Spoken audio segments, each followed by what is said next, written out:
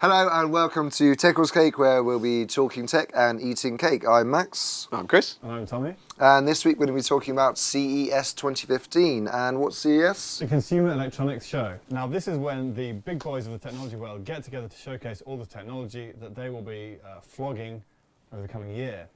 So we've been following the show. We've picked a couple of our personal favourites, and we're just going to rattle through them quickly. Yeah, so the thing that caught my eye straight away, I don't know if you guys have seen this, is the Intel 3D printed spider dress. Oh.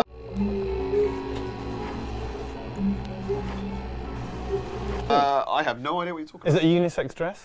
It's not a unisex dress. It's not, I mean, the thing is, it's not really something that I want per se for me to wear, but it's absolutely incredible. It's basically, it's obviously a prototype thing. I doubt you're going to see people like, you know, in the club or whatever, like wearing one. But it's all 3D printed plastic dress that has sensors on the front, and it's a bit creepy actually, because they're talking about, it's got these like spider tentacle style things. Not right. Tentacles. What do spiders have? Legs. Spiders. legs. Spider leg things that they stick out the shoulders like this, and they keep on mentioning in the videos that I've seen anyway. They keep on going on about how because it gets so busy around here, and you know the guys get a bit close, and so it seems to almost be like a kind of like anti-lech device. But basically, it's like it has these sensors. And you go near it, and they go, and then they come out and like prod stuff, and so you'll lose an eye if you get too close to the wrong person if they're wearing this dress. What's the idea? What are they trying to prove? It's just basically showing off how 3D printing is great. This is one of your favourite things from the show. Well, I'm saying it's because it's the only thing I've seen that I've literally just mind-blowing. gone, wow. Like it's the only thing that's from the whole show that I've seen and gone, what? Yeah. Do you know what I mean? Wasn't expecting to see that. And obviously it's not, like I said, it's not like everyone's going to be wearing them, but it's exploring obviously the applications of 3D printing, and it's also about intelligent. So it's kind of getting with the wearable sort of vibe, but it's intelligent clothing. On the theme is the Internet of Everything. So everything's connected, everything is smart these days. And then so final thing that I thought was really cool about it is that it has different modes, so you can make it not be in attack mode, and you change those modes. Or like guard mode. Maces you. Yeah, no, you can't make it. You can't make it be more aggressive. Right. But you can, you can make it chill out with it. And the So way you instead do it grasps you and like pulls you in. No. Well, it doesn't matter. But the point is that the switching between the modes, the way you do it is you go, and you just take a deep breath, and then it changes the little modes, and there's a little LED on the side that lets you know. And it was possibly go wrong with that. No, not at all. Yeah, like when it becomes sentient. So that was my pick. Okay. Well, my pick is a bit of a maybe a stereotypical one, but I went for the Mercedes self-driving car. Oh yeah, that did look cool. Yeah, it did look cool. So obviously this is just it's a concept car. So you know they're not saying they're going to be manufacturing these for at least another 20 years. Is what they kind of estimate that it's going to be before they're mainstream. But I just think it as a concept it was amazing.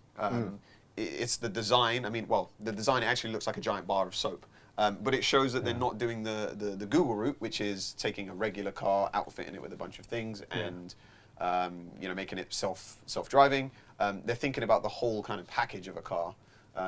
Whereby some of the seats they don't face forward anymore. It's more the whole thing is like a passenger. It's like a lounge almost, isn't it? Like you just sit there and it does it for you. And you know there are all these cool things, screens on the walls and on the doors, and things that pop out. And it's just I think it's a reimagination of the car, and it's a reimagination of the future of driving, I suppose you call it. Is that you get into this car and you sit there and you do something else. You're not driving the car. The car is taking you somewhere, and you're supposed to enjoy it. It's like sitting in your living room. Okay.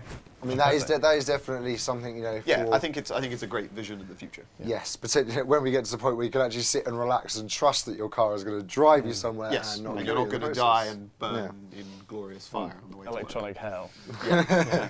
Well, I was really excited about the Sony SmartEyeglass Attach. Now, this is Sony's attempt at basically a Google Glass.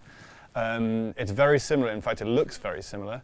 You get a little optical feed from a tiny little screen. It's only half a centimetre, so it's quite a bit smaller than Google's effort.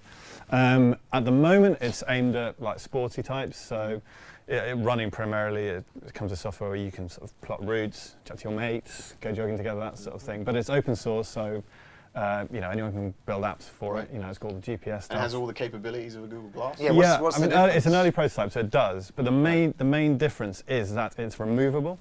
So you can strap it onto any glass you have. So Okay. whether that's, I mean, you can have running glasses or, you know, for your cycling glasses, your Yep. snowboard or your regular glasses. You know, it kind of completely frees the idea. Yeah, I think size is quite important as well, because that's Yeah. my sort of biggest criticism of the Google Glass is that Yeah. it's still, I know it's still in its like prototype stage, Yeah. but it's still quite cumbersome. I mean, this thing looks like it kind of looks like a giant clothes peg. You clip it onto the side of your Right.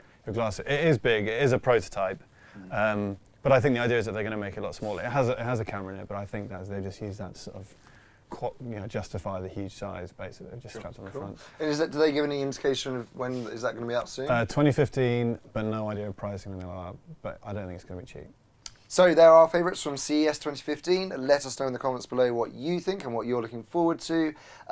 We've also got a few things that we think are absolute stinkers, so check out the video to see what we thought of them.